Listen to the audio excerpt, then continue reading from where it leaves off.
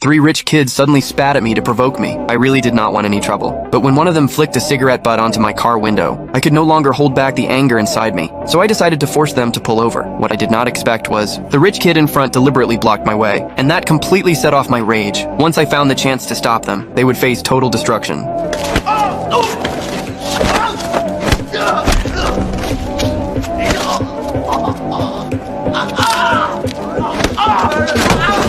At this point, the rich kids finally realized how serious things were, but it was already too late. I grabbed his hair and smashed his head straight into the glass, and I was not done yet. I pulled the car keys out of their vehicle, then right in front of one of them, I threw the keys straight into the river. Only then did I walk away calmly. But when I returned to the hotel, I managed. I heard someone was causing trouble on my turf, and that finally gave me a chance to let it all out. So I carried my unresolved rage and stormed straight into the room. But I did not kill them right away. Instead, I politely bowed to them, then gave them 3 seconds to crawl out of the private room. But they did not take me seriously at all, so I had my men lock the door tight.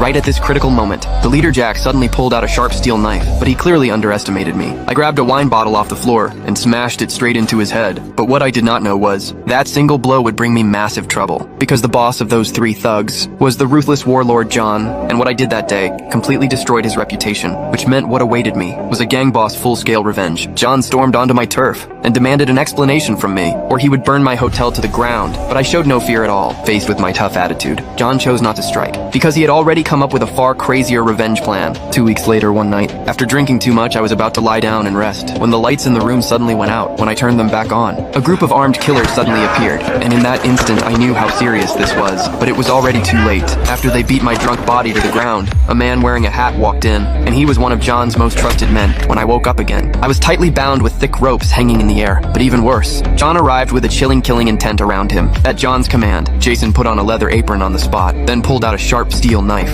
while another man set down a large plastic tub to catch blood. I knew what waited for me was probably death, but just as my breathing was about to stop, John suddenly received a mysterious phone call.